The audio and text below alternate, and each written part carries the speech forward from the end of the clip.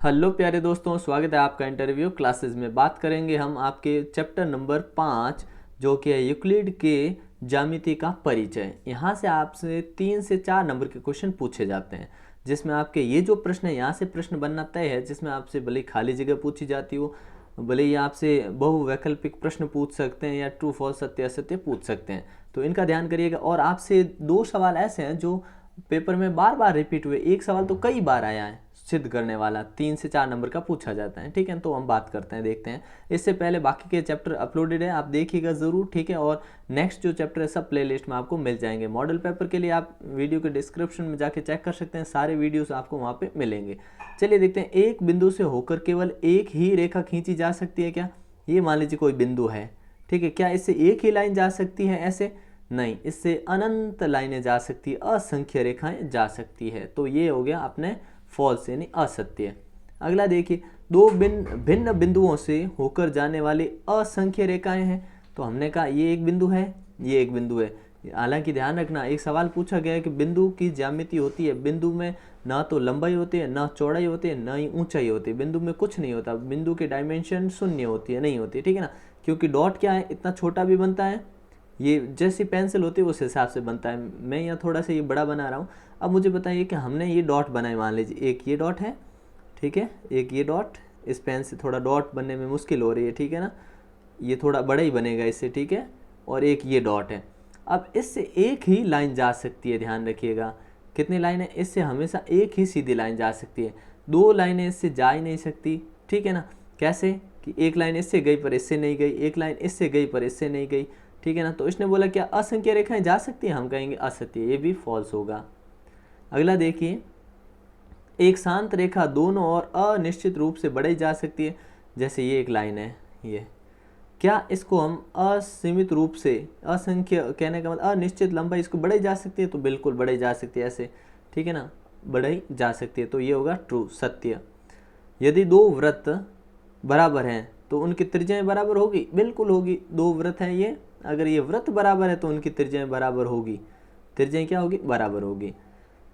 निम्न आकृतियों में बताइए कि ए बी पी क्यू, ये ए बी है, ये पी क्यू बराबर है, पी क्यू और एक्स वाई बराबर है, मतलब ये इसके बराबर और ये जो है वो इसके बराबर।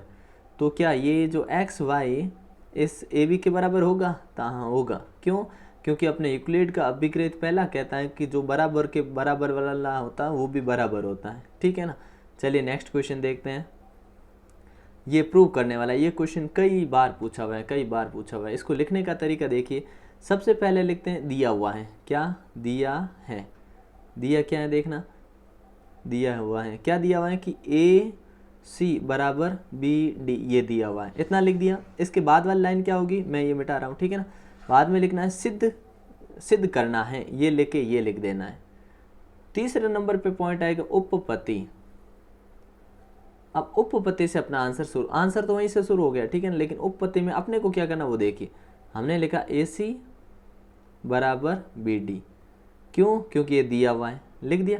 अब देखिए ये है अपनी ए सी, तो हमने कहा ए सी है ना, इसके अंदर दो पॉइंट आ रहे हैं। कौन? एक ए बी भी आ रहा है, बी सी भी आ रहा है। तो हमने कहा ए सी है ना, वो A B plus B C से मिल के बनी है, ठीक है, बराबर।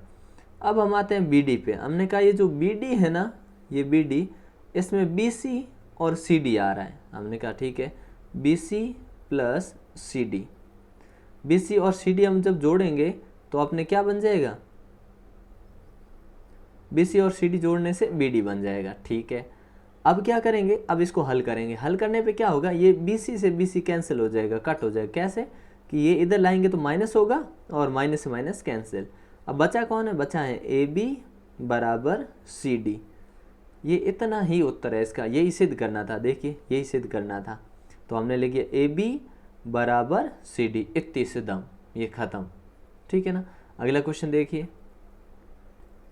इसमें बोला कि दो बिंदु है ए और बी, ठीक है ना, ये ए है और ये बी है, इनके बीच में एक बिंदु सी स्थित है।